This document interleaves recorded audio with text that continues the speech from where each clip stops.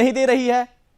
देखिए, मैं जैन पहले हूँ और राजनीति में बाद में आई हूँ। हाँ। और हम भी उन्हीं संस्कृति और उन्हीं संस्कारों में पले बड़े हैं। हमें पता है कि अपने धर्म की रक्षा करनी है हमें। राजनीति भी तभी सार्थक हो सकती है जब हम अपने धर्म की रक्षा करते हैं। हाँ। आज हमारे आचार्य जी भी बैठी है, अनामिका जी भी चैनल पर बैठी है, और हम सब लोग दुखी है अंदर से। जिस तीर्थ स्थान को, जिसकी मिट्टी को हम पूजते हैं, जिसके कण कण को हम पूजते हैं, और वहां पर आज इस तरह की घटनाएं हो रही हैं। और मुझे पूरा विश्वास है कि आदरणीय प्रधानमंत्री नरेंद्र मोदी जी हाँ। इस काम को जल्दी ही हस्ताक्षर करने वाले हैं, क्योंकि हमारी सरकार है सबका साथ, सबका विकास, सबका प्रयास और सबका विश्वास। लेकिन सारिका जी, पहले क्यों ध्यान नहीं दिया गया? क्या इस पर विचार किया गया था? क्या जैन समाज के व्यक्तियों से मिलकर बातचीत की गई थी? क्या ऐसा फैसला लिया जाए, क्या उचित रहेगा? इस तरह का निर्णय पहले बातचीत के जरिए होता है, क्या पहले बातचीत हो गई थी?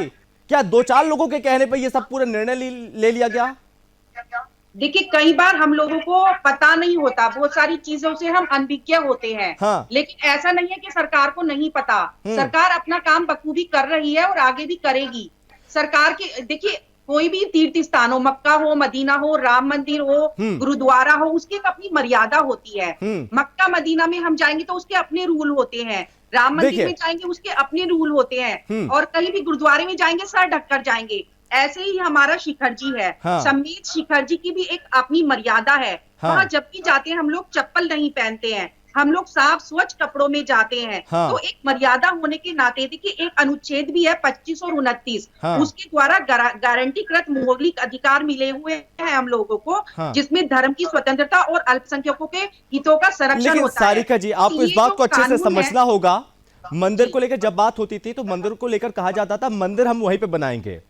ये मामला टलता गया, कोर्ट में भी पहुंचा, वर्षों बरस चला।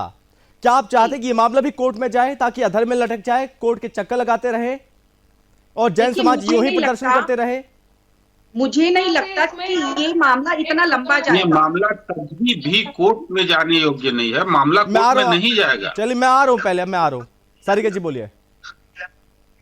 देखिए, मुझे नहीं लगता कि ये मामला कोर्ट तक जाएगा, क्योंकि हमारी सरकार धर्म के प्रति बहुत संवेदनशील सरकार है, और कहीं ना कहीं इसका निर्णय जल्दी ही आएगा, मुझे पूरा विश्वास है। क्योंकि हमने ऊपर तक अपने पेपर पहुंचाए हैं और बहुत लोगों से बात भी की है। तो इसका फैसला मुझे, क्योंकि अभी सैटरडे संडे बीच में आ गया था, उस कारण हो सकता है थोड़ा विलंब हो रहा हो, लेकिन मुझे पूरा विश्वास है कि इसका जो निर्णय है वो जल्दी आने वाला है। जी आचार्य जी, क्या सारिका जी, हम विदेशों में देखते हैं, विदेशों में भी जैन समाज के छोटे छोटे मंदिर हैं, वहां पर भी बहुत अच्छे से संरक्षण होता है उनका।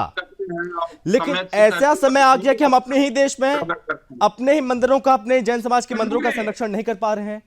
ऐसा समय आ गया सारिका जी अब।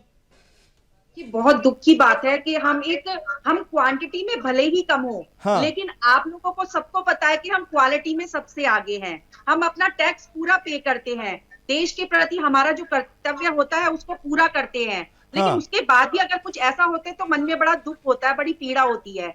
आज विदेश में बैठे लोग भी शिखर जी के लिए चिंतित हैं, क्योंकि शिखर जी जो है हमारा बहुत पवित्र स्थान है। हाँ। बचपन से ही हमें सिखाया गया है कि अगर हम इसकी 3 वंदना कर लेते हैं तो हमें पशु गति नहीं होती है। हाँ। इतना पवित्र हम उसको मानते हैं। हाँ। आज देखिए, अगर पर्यटन स्थल घोषित होता है तो वहां पर जो महिलाएं होती हैं, हाँ। वो पीरियड्स में मंदिर नहीं जाती हैं। अगर वो पीरियड्स में वहां पर उस तीर्थ क्षेत्र पर जाएंगी तो सोचो कितनी अशुद्धता होगी। आज वहां पर लड़के लड़कियों की वीडियो आ रहे हैं, शराब पी रहे हैं, मांसाहार खा रहे हैं, तो कितनी बुरी बात है। हम लोगों के दिलों पर, हम कहीं भी जाते तो हम सोचते हैं कि हमें जैन थाली मिल जाए, हमें जैन भोजन मिल जाए, और हम अगर अपने तीर्थ क्षेत्र पर कुछ ऐसा देखते तो हमें बड़ा दुख होता है। आज हम दिल से ये मांग करते हैं, चाहे झारखंड सरकार हो चाहे हमारी ही सरकार है, तो हम यही मांग करते हैं कि हमारे तीर्थ क्षेत्र को जैन तीर्थ क्षेत्र ही घोषित किया जाए। क्योंकि पर्यटन स्थल अगर हम उसको बनाते हैं तो बहुत सारी चीजें चेंज हो जाती है, जिसमें हम उसको मान्यता नहीं दे सकते हैं। हाँ। क्योंकि अगर आप सोचिए किसी मंदिर में जाओगे